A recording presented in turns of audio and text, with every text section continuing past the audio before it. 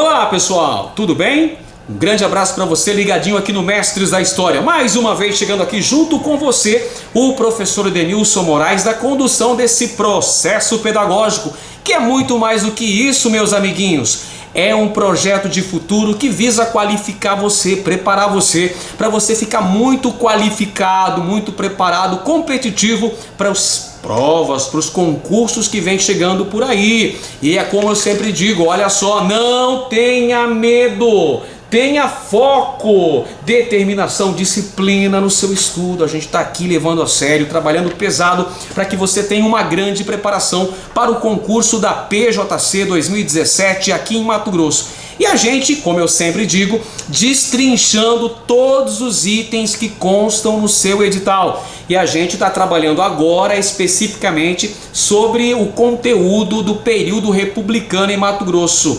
Mais especificamente sobre a chamada Era Vargas, um período histórico muito importante, com grandes realizações, grandes transformações políticas, econômicas, sociais e culturais. E é claro que Mato Grosso não ficou de fora desse processo. Aqui também ocorreram grandes transformações. Então a gente vai analisar na aula de hoje as características políticas e econômicas do estado de Mato Grosso durante a chamada Era Vargas. Olha ele aí, olha o velhinho aí, Getúlio Vargas, que foi o presidente da República no Brasil no período que vai de 1930 até 1945. Anota aí no seu caderno. A Era Vargas é o período histórico compreendido entre a dita Revolução de 1930 e a deposição de Vargas, que aconteceu no ano de 1945. Então, significa que Vargas governou de forma ininterrupta o Brasil ao longo de 15 anos. E a Era Vargas, por sua vez, encontra-se subdividida em 3 etapas, pessoal. 3 etapas muito importantes, que são: o governo provisório vai de 1930 até 1934. Agora sim, o governo constitucional, que vai de 1934 até 1937. E o Estado Novo, que foi a ditadura Vargas, que se estendeu até 1945. Cômputo total: 15 anos ininterruptos de Vargas no comando da presidência da República no Brasil. A Era Vargas começa em 1930 com a chamada Revolução de 30. E o que foi a Revolução de 30? Foi um movimento militar, um movimento armado que conduziu Getúlio Vargas à presidência da República. Em 1930 ocorreram eleições para presidente da República e Vargas era o candidato da Aliança Liberal naquele pleito e foi derrotado pelo candidato apoiado pela oligarquia paulista, pessoal, o Júlio Prestes. Júlio Prestes ganhou, mas não levou. Acontece que tivemos um episódio marcante que vai justamente deflagrar o início da Revolução de 1930, que foi o assassinato de João Pessoa, governador da Paraíba. Isso vai precipitar o início do movimento que conduz Getúlio Vargas. É um movimento organizado pela Aliança Liberal, contando com o apoio de setores significativos do Exército Brasileiro, que depõe Washington Luiz em fim de mandato, impede a posse do presidente eleito, Júlio Prestes, e coloca Getúlio Vargas na condição de presidente da República no Brasil, pessoal, dando início à chamada Era Vargas. A Era Vargas que, como dissemos, durou 15 anos exatamente. Só que a Era Vargas, por sua vez, moçada, ela foi subdividida em 3 fases, como nós dissemos. E a primeira de suas fases é chamada de governo provisório. Durante o governo provisório, Vargas governava através de decretos-lei, porque não havia uma constituição vigente naquele momento histórico.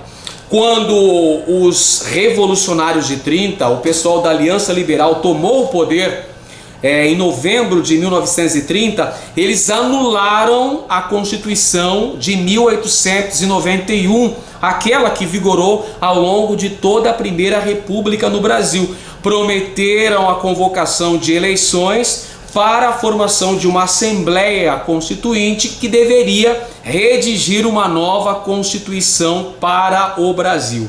Durante o governo provisório, nós temos importantes medidas que são tomadas pelo presidente Vargas. Entre essas medidas, destacam-se a criação dos primeiros direitos trabalhistas. Pois é, pessoal, a questão social, que era tratada como um caso de polícia durante a Primeira República, agora na era Vargas tem uma mudança circunstancial, não é?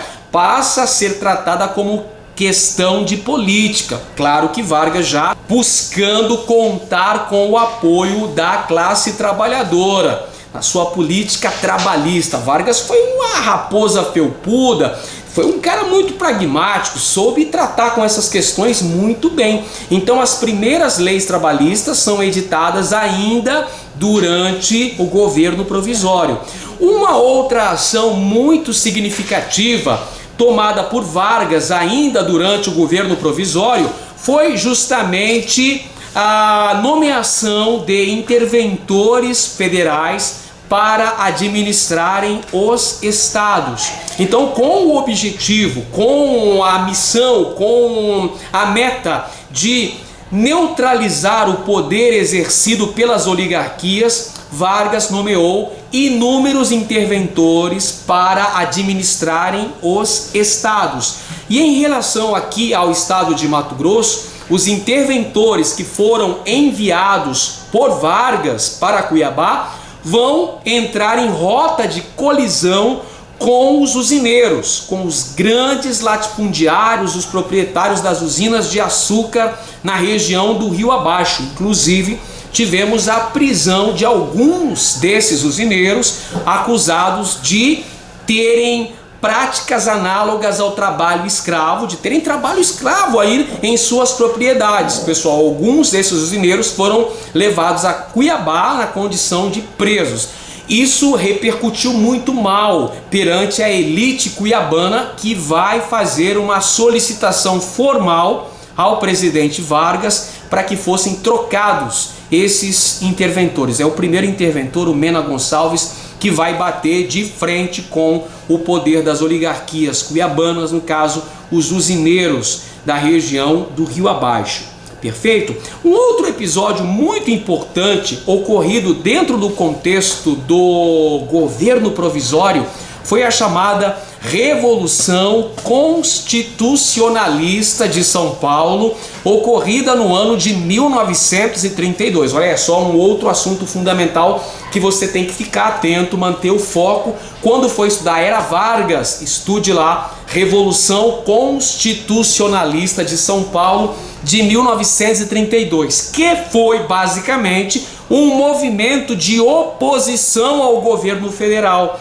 A oligarquia paulista organiza essa espécie de contra-ataque que visava recuperar o poder político. Vamos lembrar que a oligarquia paulista tinha um grande poder durante a Primeira República, durante o período de vigência da chamada República do Café com Leite, da política do café com leite, daquela velha aliança do acordo oligárquico entre São Paulo e Minas. Você lembra disso, não é? Lembra disso da nossa aula sobre o coronelismo. Pois é, com a Revolução de 30, moçada, acontece que a oligarquia paulista é a piada do poder. Ela é deposta do poder por esse movimento que conduz Getúlio Vargas. Olha ele de novo aqui na sua tela, olha o Getúlio Vargas, olha o desenho que eu trago para você para ilustrar muito bem a nossa aula, amiguinhos. Getúlio Vargas então vai ter que enfrentar esse foco de oposição.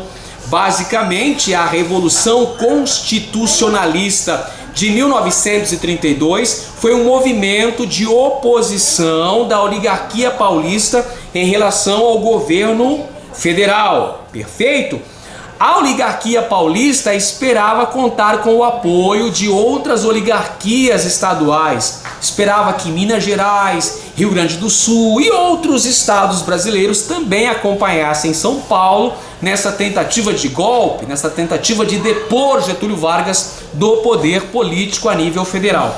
Acontece que nenhum dos estados brasileiros vai apoiar especificamente, vai apoiar de forma de peito aberto essa iniciativa de São Paulo. Apenas uma região do Brasil vai acompanhar São Paulo nessa empreitada. E adivinhem, os senhores, qual a região do Brasil que vai acompanhar São Paulo nessa luta contra o governo federal? Ah, ganha um doce quem adivinhar, hein? Foi justamente Mato Grosso, pessoal. Mais especificamente a porção sul de Mato Grosso, que vai apoiar a oligarquia paulista contra Getúlio Vargas. Aí você pode se perguntar aí, mas professor, por que razão a oligarquia do sul de Mato Grosso, da região de Campo Grande, vai apoiar São Paulo na Revolução Constitucionalista? Por uma razão muito simples, meus amigos.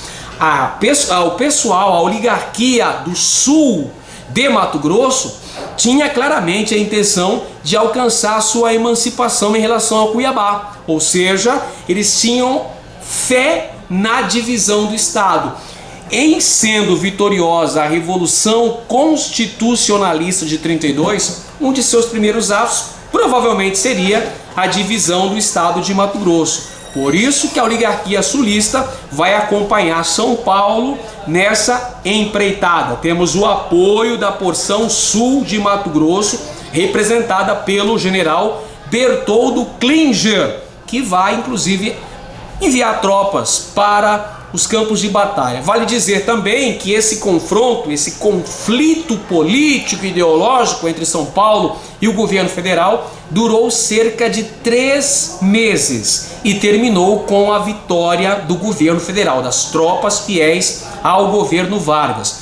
E um outro detalhe muito interessante que você precisa ficar atento, já anota aí como característica importante desse período, é o fato que durante a eclosão da Revolução Constitucionalista de São Paulo, em 1932, ocorreu uma divisão do estado de Mato Grosso, surgindo o estado de Maracaju, pessoal. Estado de Maracaju, com capital em Campo Grande, tendo como governador Vespasiano Barbosa Martins. Portanto, durante os 3 meses de ocorrência da Revolução Constitucionalista de São Paulo, tivemos uma divisão do estado de Mato Grosso. Cuiabá permaneceu fiel ao governo federal, permaneceu cerrando suas fileiras com Vargas, mas a porção sul, Campo Grande, vai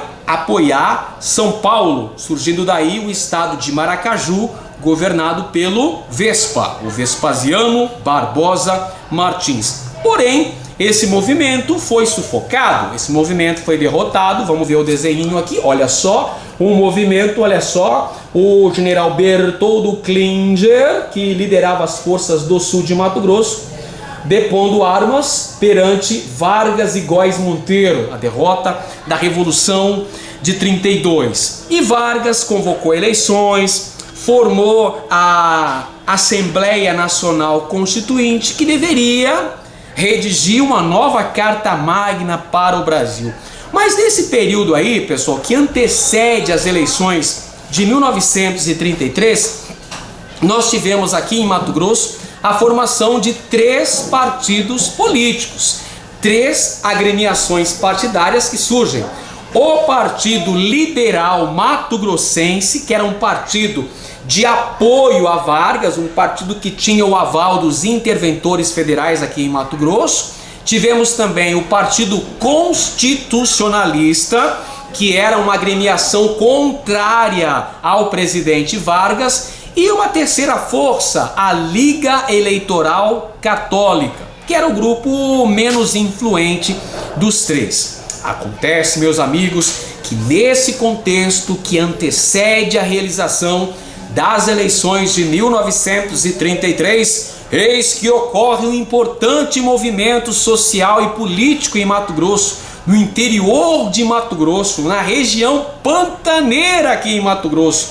Um movimento que ficou conhecido como Tanque Novo, pessoal. O que foi o Tanque Novo? O Tanque Novo foi um movimento social ocorrido no município de Poconé, na região do Pantanal mato-grossense, que teve a liderança de uma sensitiva, uma espécie de beata chamada Laurinda Lacerda Sintra. Eila aqui na sua tela, a bela Laurinda Lacerda Sintra, que era conhecida como Doninha. Doninha do Tanque Novo era, como eu disse para vocês, uma espécie de benzedeira, uma espécie de sensitiva, né? Ela fazia as benzições, ela fazia, segundo os habitantes lá do Tanque Novo, ela conseguia fazer presságios, fazer adivinhações, e tinha também a visão de uma santa, a Santa de Poconé, pessoal, é isso mesmo, a Santa de Poconé, que era chamada de Jesus, Maria e José, a Santa de Poconé. Doninha, vamos ver ela de novo, olha aqui, ó. Doninha tinha as visões da Virgem de Poconé, pessoal. Jesus, Maria, José. Logo, Doninha tinha uma grande influência, inclusive política, perante o pessoal ali do município de Poconé. Não é à toa que os coronéis poconeanos aí apoiavam Doninha, porque Doninha rendia muitos votos para os caciques políticos pantaneiros mato-grossenses. Porém, nesse contexto aí de vésperas das eleições de 33, Doninha vai apoiar o Partido Constitucionalista, que era justamente o partido de oposição ao governo federal. Aí a coisa engrossou, pessoal, porque o interventor Leônidas de Matos vai enviar forças policiais até a região do Tanque Novo para atacar o Tanque Novo e capturar a Doninha, pessoal. Logicamente que os habitantes do Tanque Novo se armaram para defender o lugarejo, defender a sua líder principal, Laurinda Lacerda Sintra, a Doninha. Então nós vamos ter enfrentamento entre as forças do governo e também a população do Tanque Novo. Consequência disso, Doninha é conduzida, presa até Cuiabá.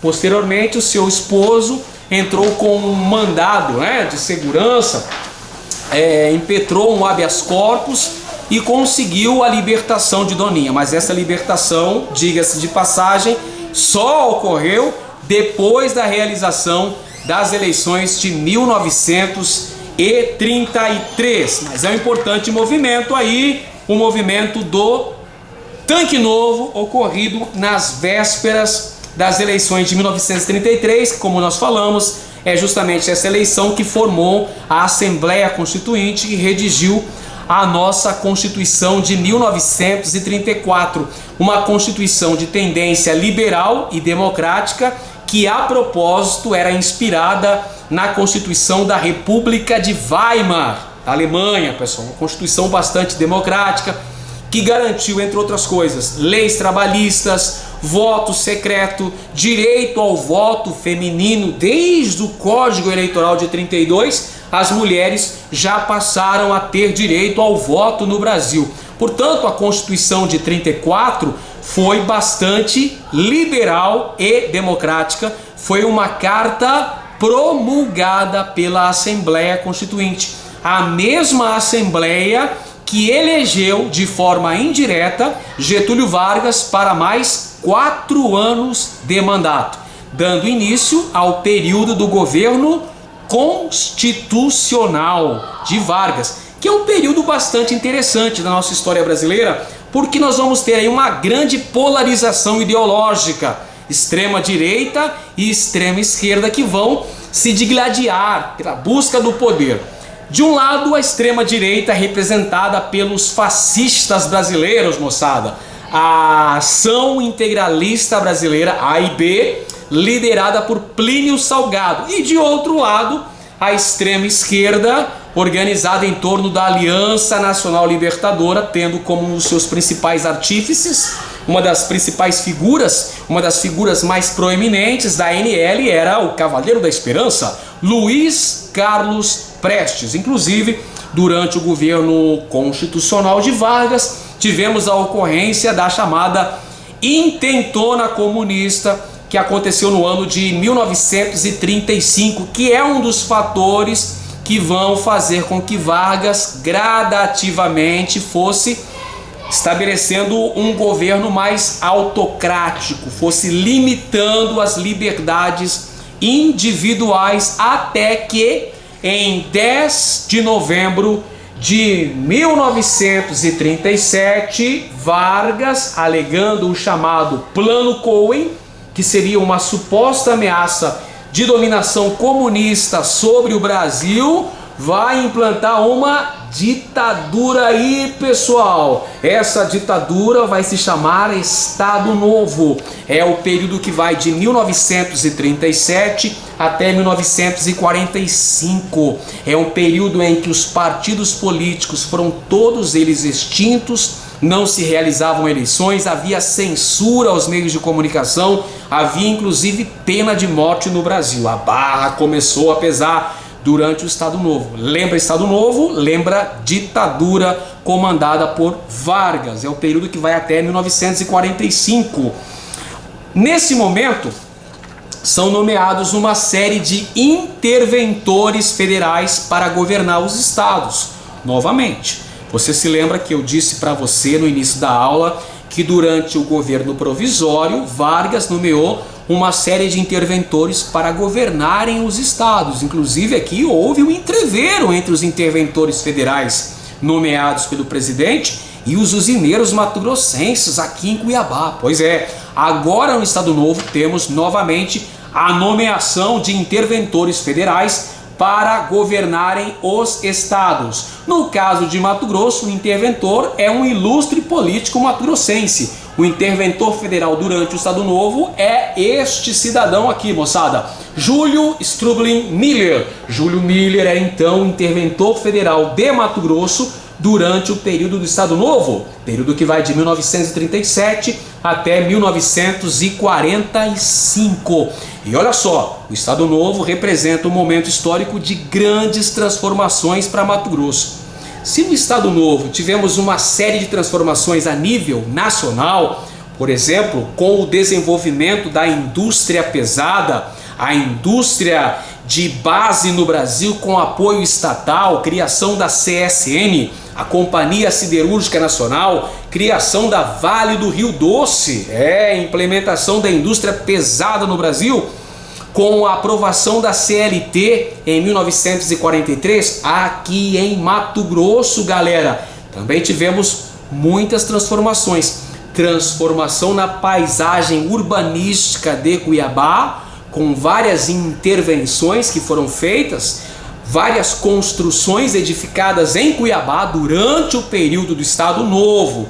E também tivemos um projeto de colonização federal implantado em terras mato-grossenses. Tudo isso a gente vai falar daqui a pouquinho. Fica atento, fica acompanhando a nossa aula aí que você não vai se arrepender, você vai ter uma grande preparação, moçada.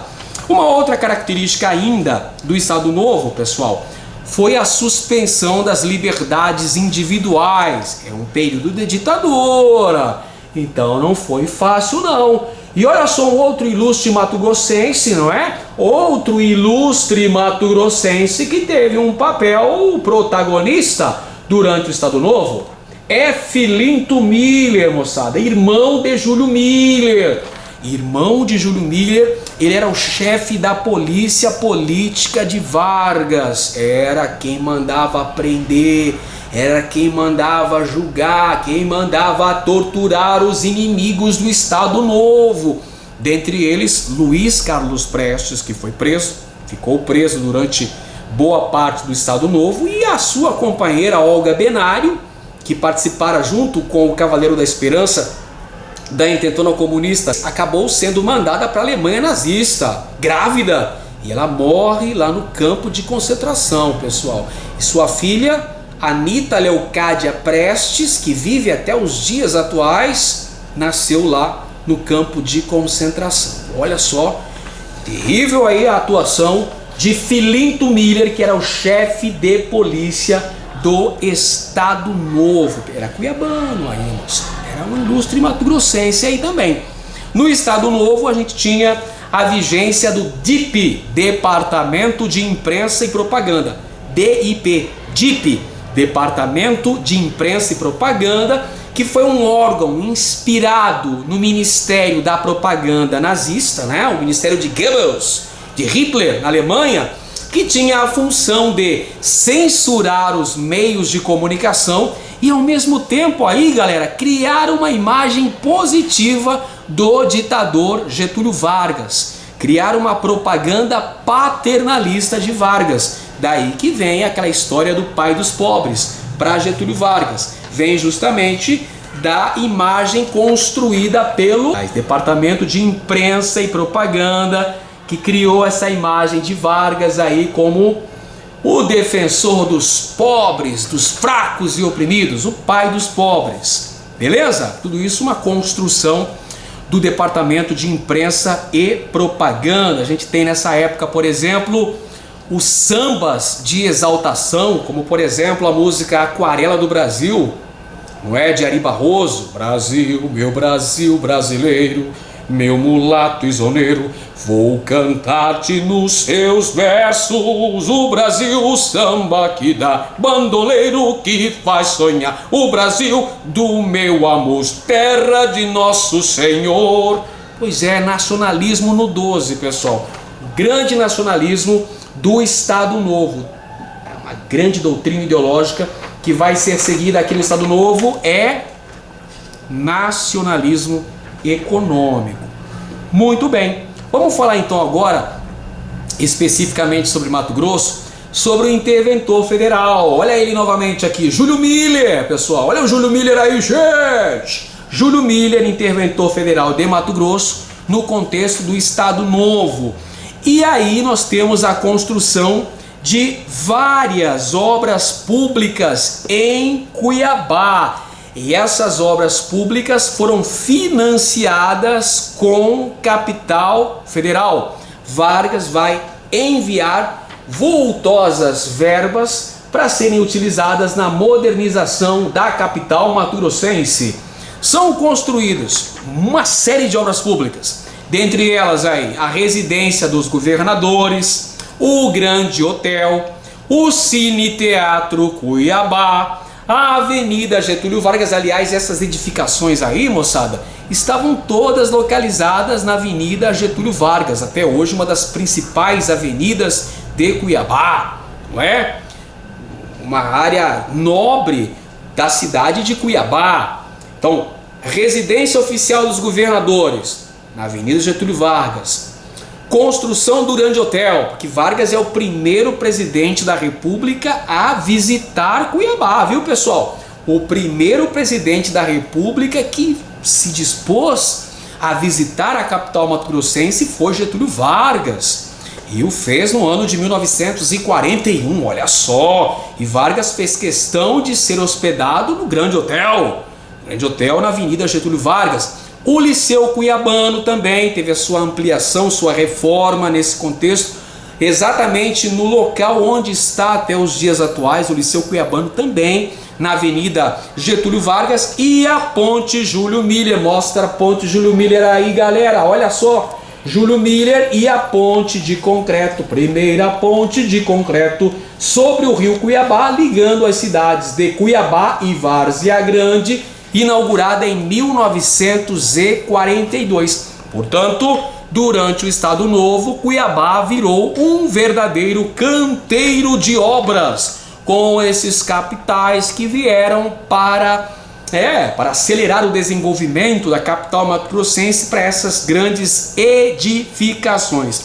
Getúlio Vargas, primeiro presidente a vir para Mato Grosso, o fez, como dissemos, no ano de 1941. Olha o Vargas aí em Cuiabá, moçada. 1941, Vargas vem para Cuiabá para a inauguração dessas obras públicas, todas essas elencadas agora há pouco. E um dos primeiros que Vargas fez questão de se reunir foi com o arcebispo de Cuiabá, Dom Francisco de Aquino Correia. Lembra dele, o Dom Aquino? Pois é, Dom Aquino, que havia sido governador de Mato Grosso durante a Primeira República, era uma das figuras exponenciais da política, da literatura, da cultura mato-grossense, uma pessoa que vai ideologicamente se afinar com o Estado Novo, não é? O Estado Novo era um governo que combatia o comunismo, e a Igreja Católica também era contra o comunismo, convenhamos. Vargas faz questão de costurar essa aliança com a Igreja Católica, reunindo-se com o bispo Dom Aquino em Cuiabá no ano de 1941, conseguindo, portanto, o apoio católico ao Estado Novo. Pessoal, um outro assunto importante que você também tem que ficar ligado, tem que estudar direitinho, que costuma aparecer recorrentemente nas questões de concurso ligados à história de Mato Grosso, no que tange a Era Vargas, é a chamada Marcha para o Oeste. Eu fiz até uma ilustração aqui, moçada, olha só, Marcha para o Oeste. Desenhei aqui o Getúlio Vargas, olha ele aqui, juntamente com o índio. O que significa isso, professor? Significa o Projeto Federal de Colonização para Mato Grosso e Amazônia, o arrojado, primeiro Projeto Federal de Colonização das Terras Mato-Grossenses e Amazônicas, que visava criar um bloco homogêneo, ou seja, promover a convergência econômica e política, promovendo dessa maneira uma política de integração, criando uma nova frente de colonização no Brasil. É a Marcha para o Oeste, pessoal. É Vargas lançando esse projeto federal, que vai começar com o envio da expedição Roncador Xingu no ano de 1943. Expedição Roncador Xingu, que contou com a participação dos grandes sertanistas, os irmãos Vilas Boas. Teve até recentemente um filme que falava sobre isso, o filme Xingu, você deve ter assistido. Orlando Vilas Boas, Leonardo Vilas Boas e Cláudio Vilas Boas, os irmãos Vilas Boas que participaram da expedição Roncador Xingu, que essa expedição tinha a função de criar a infraestrutura necessária para que depois viessem os colonos, que fossem implantadas essas frentes de colonização aqui em Mato Grosso, abertura de estradas e outras obras necessárias para este fim. Da expedição Roncador Xingu saiu a Fundação Brasil Central, a famosa FBC, que os irmãos Vilas Boas também tomaram parte, pessoal. E posteriormente, já no governo de Jânio Quadros, isso lá em 1961, tivemos a criação do Parque Nacional do Xingu. Perfeito? Então, olha só, a Marcha para o Oeste, esse projeto federal criado durante o Estado Novo, durante o contexto, olha o contexto, que é importante a gente sempre olhar para o contexto mundial, pessoal. Qual que era o contexto mundial aí que a gente tinha entre finais da década de 1930, começo da década de 1940? Essa é fácil. O contexto da Segunda Guerra Mundial. Segunda Guerra Mundial aconteceu entre 1939 e 1945, não é? E opôs as forças do eixo, o eixo que tinha Itália, Alemanha e Japão, e os aliados, encabeçados por Estados Unidos, União Soviética, França, Inglaterra e demais países. Pois é, o Brasil, que adotou uma certa política de neutralidade no início da guerra, só vai definir um lado para apoiar em 1942, que lembra que Vargas era pragmático.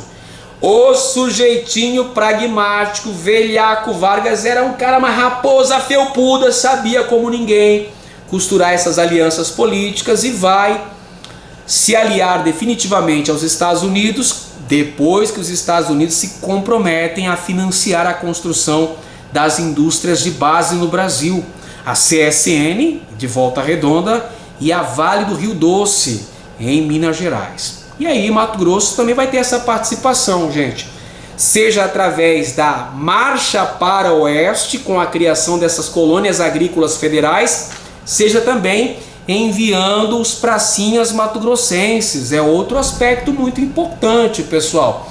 Nós tivemos o envio dos pracinhas mato-grossenses, que foram para os campos de batalha na Itália, moçada.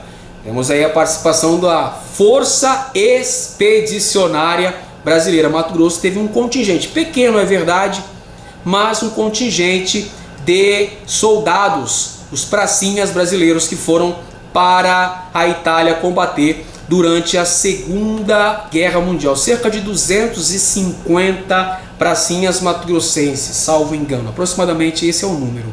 Perfeito? E outro aspecto ainda que a gente pode ressaltar é a figura do soldado da borracha.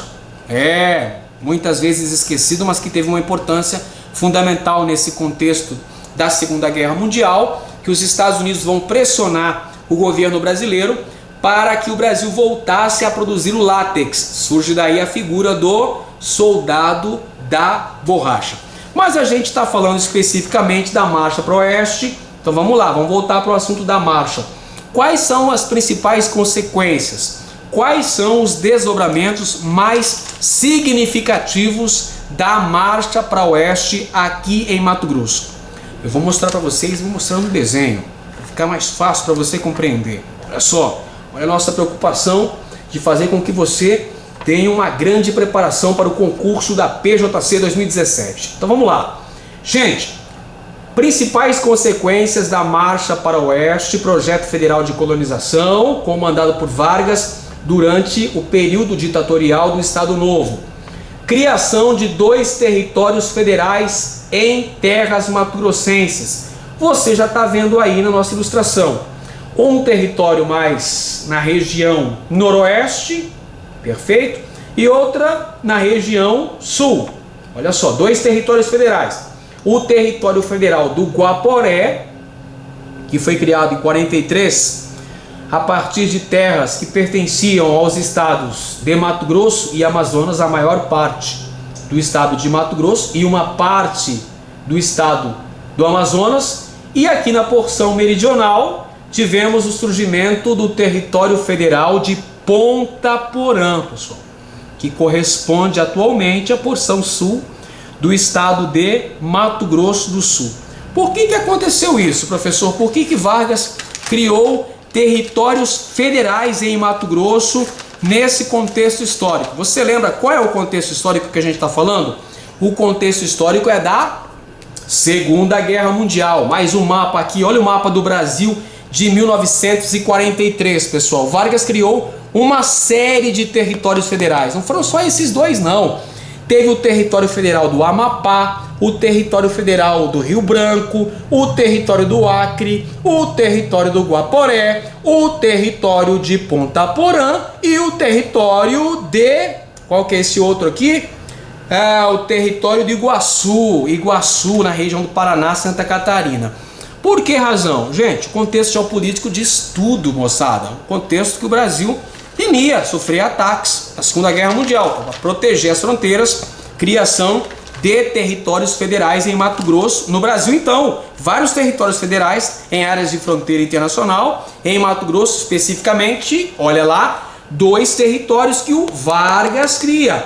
Território do Guaporé, que deu origem ao atual estado de Rondônia, e o território de Ponta Porã, atual Mato Grosso do Sul. Só isso, professor? Não, tem outras coisas. Outra consequência importante da Marcha para o Oeste foi a criação da Colônia Agrícola Federal de Dourados. Olha só, uma nova frente de colonização. Qual que era o objetivo? A produção de gêneros alimentícios que pudessem abastecer as regiões industrializadas do Brasil. Onde é que estava a região industrializada brasileira? Sudeste. Então, a Colônia Federal de Dourados, incentivo à migração sulista. Outro detalhe importante aí, o migrante ideal, de acordo com os preceitos do presidente Vargas, eram os sulistas. Então vai haver um incentivo para a entrada de sulistas, principalmente gaúchos, nessa porção sul de Mato Grosso, na Colônia Agrícola Federal de Dourados. A propósito, uma outra informação também importante, que eu não posso me furtar de esquecer e não falar para você, é que a Companhia Mate Laranjeira teve o seu poder econômico e político praticamente implodido durante a marcha para o oeste, porque aí a Mate Laranjeira não vai ter mais os arrendamentos dos ervais nativos na porção sul, e também não vamos esquecer que Vargas cria o IAA, Instituto do Açúcar e do Álcool, e cria também o Instituto do Mate, pessoal, que vão dinamitar definitivamente com o poderio da empresa Mate Laranjeira aqui em Mato Grosso.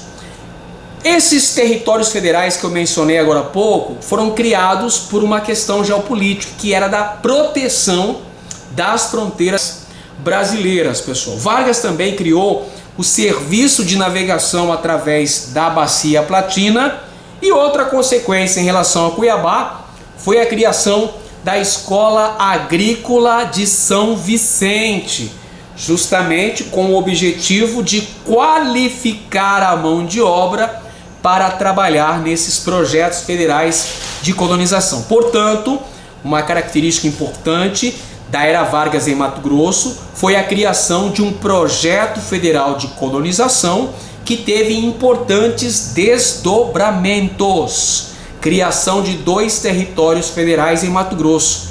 Território do Guaporé, que a propósito, olha só, quando acabou o Estado Novo, em 1945, o território de Ponta Porã foi reintegrado ao território do estado de Mato Grosso. Voltou a ser estado de Mato Grosso. Nós tivemos a aprovação da Constituição de 1946, Constituição promulgada esta, já no governo do presidente Dutra, Eurico Gaspar Dutra. Olha só que legal, que era cuiabano de Chapecruz e Perrachado, que era ministro da Guerra do Estado Novo durante a Segunda Guerra Mundial. Eurico Gaspar Dutra, ministro da Guerra do Estado Novo, tornou-se presidente da República, foi eleito em 1945, derrotando o brigadeiro Eduardo Gomes, que foi candidato da UDN, o partido de oposição ao Estado Novo, de oposição a Vargas. Mas voltando aqui aos territórios, o território de Ponta Porã foi reintegrado, voltou a ser Mato Grosso. Mas o território do Guaporé não. Olha só, Guaporé continuou a existir, permaneceu como território, posteriormente adotou uma outra denominação, passou a ser território de Rondônia, em homenagem a outro ilustre mato-grossense, o Cândido Mariano da Silva Rondon, patrono das comunicações do Brasil, o Marechal Rondon. Então o território do Guaporé passou a se chamar território de Rondônia. E aí, em 1982, o território de Rondônia virou Estado de Rondônia, aprovado por uma lei assinada pelo então presidente João Batista Figueiredo, último presidente do período militar. Então, fica atento para essas questões que são muito importantes e, como eu sempre digo, moçada, aparece bastante essa questão da era Vargas. Então, ou vai sair uma questão, eu acredito que tem uma questão da era Vargas na sua prova da PJC, viu? Fica atento.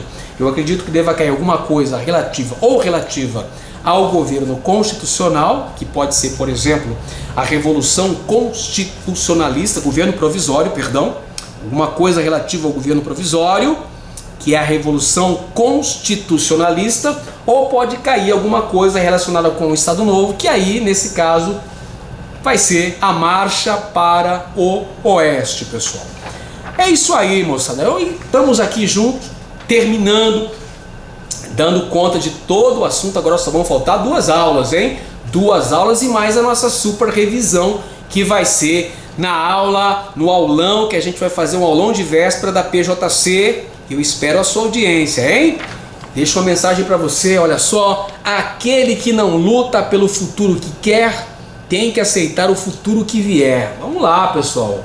É foco, é força, é fé, é luta que você vai conquistar essa sua vaga, essa sua tão sonhada aprovação nesse seu concurso público. Olha aí, pessoal, e não se esqueça de me ajudar aí, eu preciso de você, hein? Eu preciso de você, não me deixe só, não me deixe aqui falando com as paredes. Dá um joinha pra gente, o que você está esperando? Dá o joinha e ajuda a gente na divulgação desse vídeo. Se esse vídeo foi importante, se ajudou nos seus estudos, na sua preparação para o concurso da PJC, então não se esqueça de deixar aquele like maroto. Não se esqueça também de se inscrever no nosso canal para receber as notificações e todas as videoaulas. E outra coisa, hein? Compartilhe nas suas redes sociais. Isso ajuda pra valer na divulgação do nosso vídeo. Um grande abraço para você, ó. Um beijo no seu coração e até a próxima. Valeu aí, pessoal. Tchau, tchau.